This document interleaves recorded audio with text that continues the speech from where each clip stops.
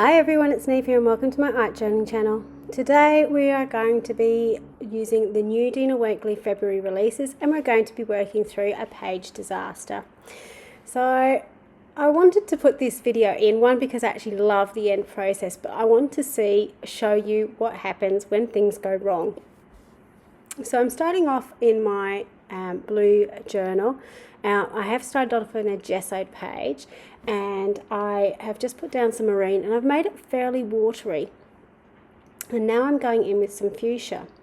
So these are two of my favorite color combinations, and what I am trying to do is get kind of a watercolory effect in the background.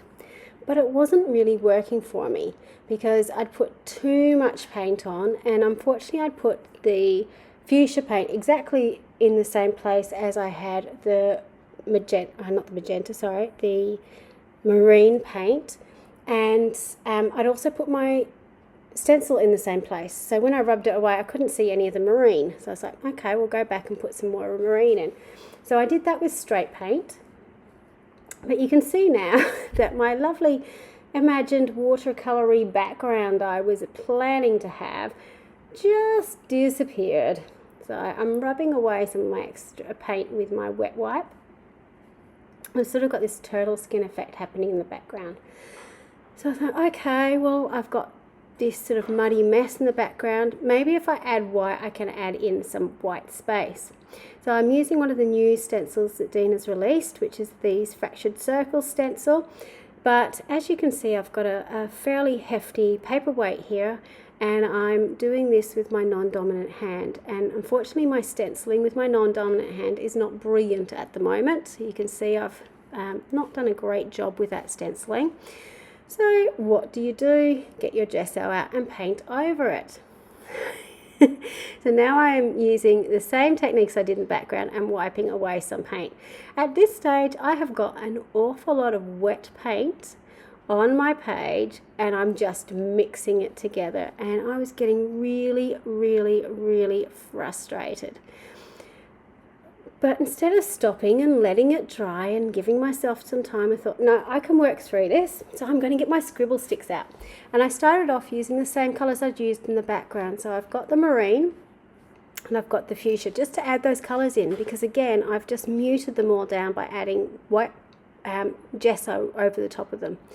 Now, one of the secrets to drawing into wet paint or damp paint with scribble sticks is to make sure your scribble sticks are wet as well. So I've dipped them all into water before I've drawn with them, and I sort of drew this sort of loose botanically type shape. Then I decided to add in some yellow or some was it cheddar, because I could. And then I decided to spray water over it to make it all drippy and watercolory, because I obviously had in my head that I just wanted drippy and watercolory. So that's where I ended up. And then, because you don't have enough happening on this page, I decided to stamp into it. So this is a stamp from Dina's new range 2, which is called You Are the Universe. At this stage, I gave into some common sense, I think, and put my background aside for a little bit. 1, to dry, and 2, for me to actually have a really good think about what I wanted to do. So I decided I would have a focal image, and I want to use these fellows. Now, these are again from the You Are the Universe stamp set, and I adore them. I think they're based on some sketches Dina did in a demonstration a few months ago. Of her long-legged figures, and I loved them, but I just couldn't get them right. So I'm so excited that I've got the stamps of them. So they look as good as Dina's ones, and I've just stamped them out onto some vintage book text. And once I put them on the page, I actually started to think, oh, okay, I can get away with this now. It's not looking as hectic as it used. Well, it's still looking very hectic, but the book text on it kind of drew your eye to the front instead of the craziness that was happening in the background. Just to add more craziness, I decided to draw in a bit of a horizon line for my figures. So the reason I did that is so it kind of grounded them a little bit. I knew I was going to add a shadow underneath them to again ground them to make sure that they weren't floating in air. but by having that little bit of a horizon line in the background, it helps somewhat. So I've just used some matte gel medium to glue them down, and then I think I'm looking for some heart washi, possibly, yes. So I really love on abstract figures putting little hearts on them. I don't know why, it's just something I do, and having that little heart washi I find is really, really helpful. I also decided that I would put in some mark making, and this is where this started to gel together for me a little bit more. So even though it was incredibly busy, and it's certainly not what I expected when I began, that middle section now is looking more put together for me than it was originally. And it was just all about going with the flow and just adding more layers. And sometimes, and I totally understand where people come from with this, they get so frustrated with it, it's like, no, I can't do this anymore, I'm stopping. But sometimes you just have to keep going, and the extra layers on top add the interest and add the depth that you need to make it pull together. Sometimes it can be a total disaster, but more often than not, it does actually come together in the end. So it's just about sort of having that faith that, you know, it's okay, it will be okay, and in the end, if it's not, it's just paper. So, but this is why I wanted to show you this page, because I was going through all those thoughts as I was doing this, thinking, this is a disaster, what are you going to do with this? So what I've just done is use the new block alphabet stamps from Dina, and I've just stamped them on to some of the Collage Collective. So the reason I did that was I knew I wanted to have that wishy-washy sort of colour scheme in the background.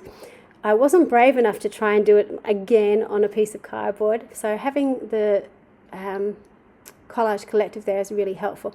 And funnily enough, the page that I chose had similar colours to the ones that I had on the page anyway. It had that cheddar and fuchsia in it, and it's one of the reasons why I really love the Collage Collective, because Dina obviously uses her own paints to paint in them, so you can kind of match up the colours really easily, which is a huge bonus. So what I'm doing now is just with my Stabilo oil pencil, adding in a bit of a shadow and adding in the extra shadow down to the ground, just to sort of make it look a little bit more realistic. But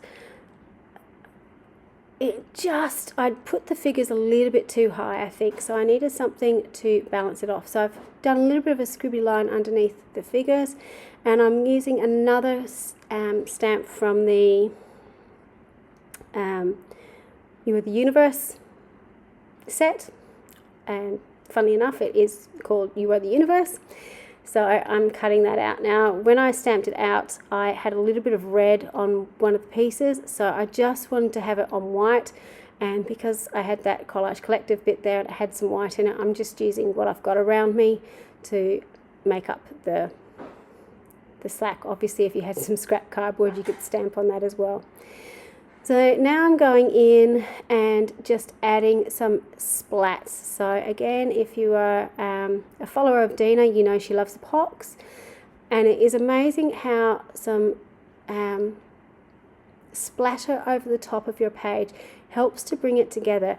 It's a bit like that abstract mark making in the background. That random splatter over the top ties everything together, leads your eye across the page.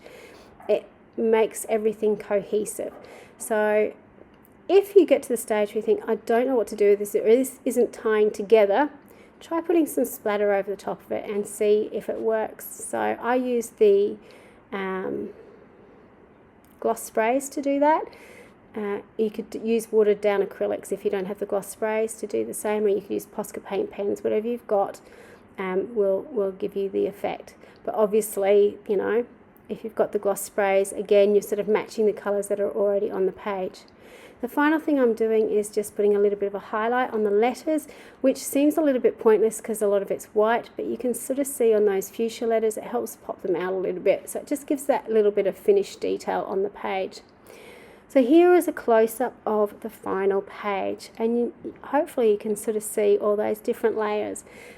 So I wouldn't have this finished piece looking like this if it didn't have all those layers in the background. And that's something I often remind myself of when I've had a bit of disaster, that those original layers could have been really horrible, but I couldn't have got to the end point without having them. So I hope that helps you work through your interesting pages. I hope you sort of keep working with them. And yeah, until next time, bye for now.